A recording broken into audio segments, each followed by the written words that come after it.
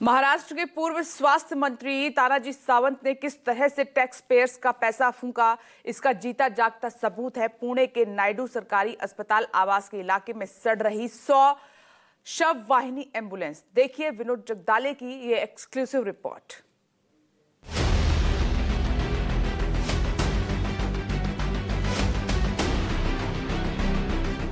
जनता के टैक्स से खरीदी गई करोड़ों की एम्बुलेंस बेकार पड़ी है।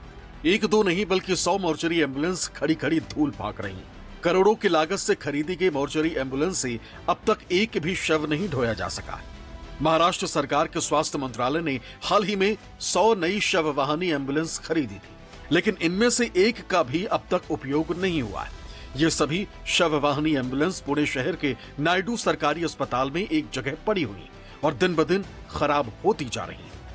शव ढोने वाली इन सभी 100 एम्बुलेंस की कुल लागत लगभग 36 करोड़ रुपए है, यानी हर एक मोर्चरी एम्बुलेंस की कीमत 36 लाख रुपए। बीते 4 महीने से ज्यादा समय से ये सभी 100 एम्बुलेंस बिना उपयोग के पड़ी। हर गुजरते दिन के साथ इन शव वाहिनी एम्बुलेंस की हालत बिगड़ती जा रही। अधिकांश के टायर फूलने लगे हैं और इनकी बॉडी पर धूल की परत जमने लगी। विपक्ष इस शव वाहिनी एम्बुलेंस की खरीद पर सवाल उठा रहा है, इसे करप्शन की डील बता रहा है। देखो, एम्बुलेंस के बारे में बहुत बड़ा भ्रष्टाचार हुआ है, ये मैंने कहा था। उसमें अगर आप देखो तो सर्विसेज में भ्रष्टाचार हुआ था और वो एम्बुलेंस खरीदते वक्त भी भ्रष्टाचार हुआ था और वो आंकड़ा 10 साल में 6,500 करोड़ का था।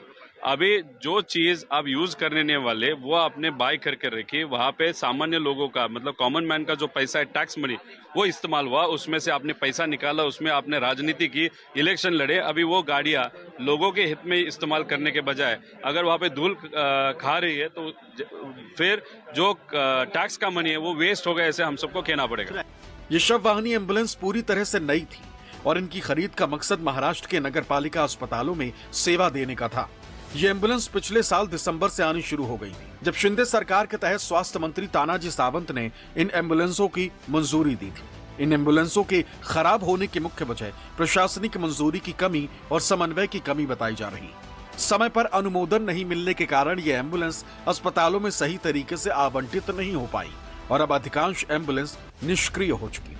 ये स्थिति न केवल जनता के पैसों की बर्बादी को दर्शाती है, बल्कि स्वास्थ्य सेवाओं के लिए भी गंभीर खतरे की ओर इशारा करती है। आदित्य ठाकरे का इल्जाम है कि इस एम्बुलेंस घोटाले में स्वास्थ्य मंत्री तानाजी सावंत के साथ तत्कालीन सीएम एकनाथ शिंदे के परिवार का एक सदस्य भी शामिल है। ये एम्बुलेंस का जो घपला था वो लगभग 10,000 करोड़ का था, ये हमारा अनुमान था। तभी भी हमने यही विषय उठाया था और हमारी यही अपेक्षा थी कि इस पे कुछ कार्रवाई हो।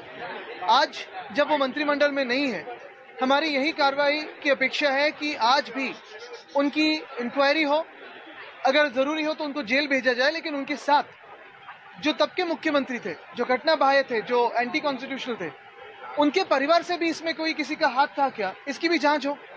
क्योंकि हमें हमारे जो अनुमान है, जो हमारी जो थोड़ी पढ़ाई है, इसमें यही है कि किसी न किसी मुख्यमंत्री के परिवार से कोई ना कोई था। इसे फिजूल खर्ची कहें या फिर प्रशासनिक नाकामी, लेकिन इतना तो तय है कि जनता के पैसे का सही इस्तेमाल नहीं हुआ। स्वास्थ्य सेवाओं में सुधार का मकसद पूरा नहीं हुआ। ये एम्बुलेंस सरकारी योजनाओं में लापरवाही की बानगी बताई जा सकती है। सरकारी खजाने को चूना लगाने का सबूत भी कहा जा सकता है। मुद्दा तोल पकड़ा तो स्वास्थ्य मंत्री को भी सफाई देनी पड़ी। दलील ये कि जहां इन एम्बुलेंसों की जरूरत है वहां इन्हें जल्द से जल्द भेजा जाएगा।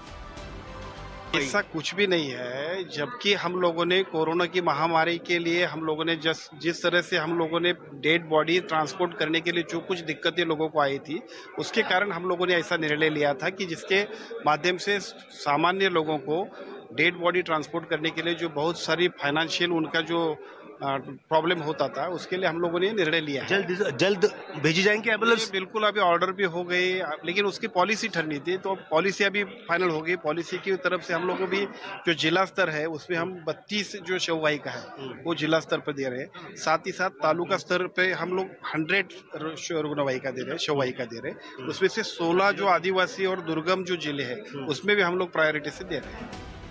कतारों में खड़ी शव में तब्दील हो रही ये 100 शव वाहिनी एम्बुलेंस सरकार से एक कड़ा सवाल पूछ रही है कि आखिर इतने महंगे संसाधन इस कदर बर्बाद क्यों हो रहे हैं। विनोद जगदाले, मुंबई, न्यूज़ 24।